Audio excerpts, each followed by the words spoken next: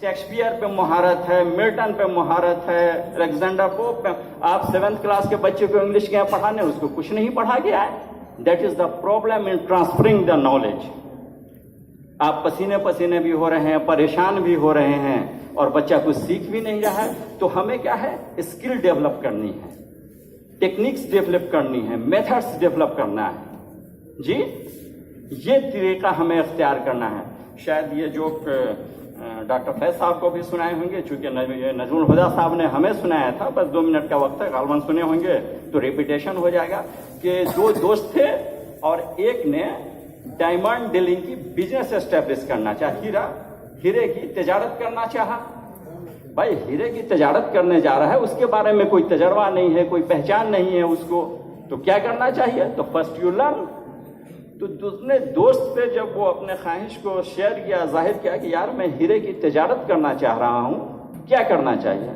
उसने जवाब दिया कि first you learn about the diamond. उसने एक ट्यूटर मुकर्रर कर दिया उसके लिए। वो ट्यूटर आएगा, आपको 10 मिनट, आधे घंटा, 1 घंटा पढ़ाएगा हीरे के बारे में।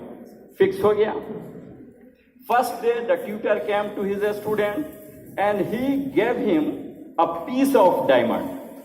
और उसने कहा कि लो देखो, गौर करो, सोचो, take it and think over it. Half an hour खत्म हो गया, स्टेपुलेटेड टाइम, फिक्स टाइम जो उसका था खत्म हो गया। बोला कि okay, time is over, give me my fees. चला गया वो। दूसरे दिन आया, again he repeated the same sentence. ये हीरे का टुकड़ा है, लो देखो, गौर करो इस पे।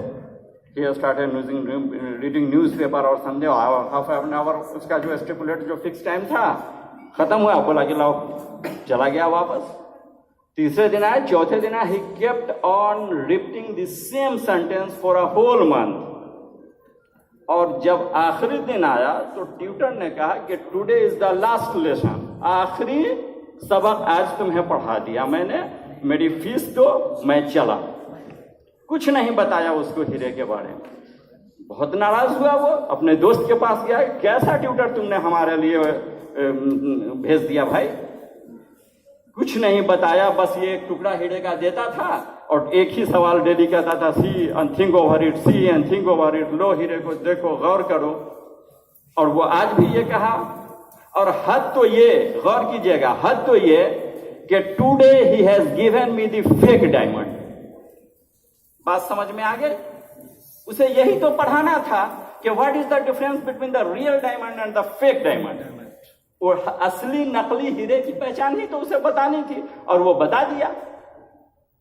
तो आप लोग स्किल डेवलप कीजिए, और स्किल डेवलप के साथ साथ अपने मुताला को मुतवातर, कोई भी किताब पढ़िए। मैं ये नहीं कहता कि आप शेक्सपियर के वो पूरे ड्रामे पढ़ जाइए, मिल्टन के पूरे पोएम पढ़ जाइए, टॉमस हार्डी के पूरे नावल पढ़ जाइए, या उर्दू है तो पूरी गालिब पे रिसर्च कर। अभी मैं एक और बात बताता चलूँ कि मुझे बहुत अफसोस होता है जब बच्चों से पूछता हूँ कि ग्रेजुएशन आपने किस, अल्हम्दुलिल्लाह यहाँ तो बहुत अच्छा माहौल रहा, लेकिन बच्चों से पूछता हूँ कि साहब ऐसा है कि आपके ग्रेजुएशन में क्या सब्जेक्ट था?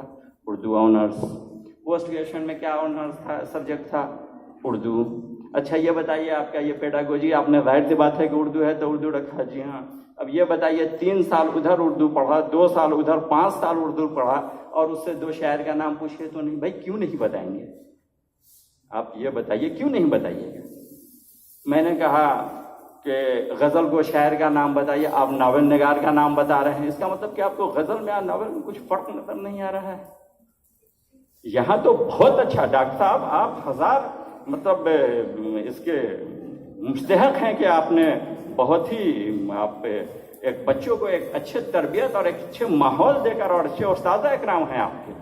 मैं 12 साल आगरा यूनिवर्सिटी, और सिर्फ पैसे का मामला था। वो जो जब मैं गया था तो वो लोग रिटायर हो चुके थे, कुछ मर गए, वैसे वैसे बुढ़े प्रोफेसर का ये हाल था कि they were working for the sake of money only.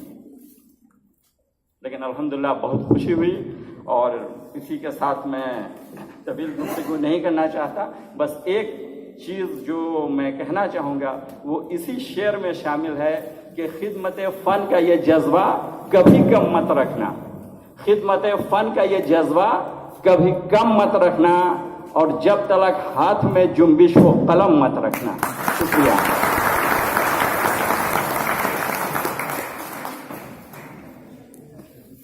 ہم بہت بہت شکر گزار ہیں مہمان معظم کا کہ جنہوں نے قیمتی نصیحتوں سے ہمیں نوازا. آئیے حاضرین، اب ایک سلسلہ شروع ہوتا ہے.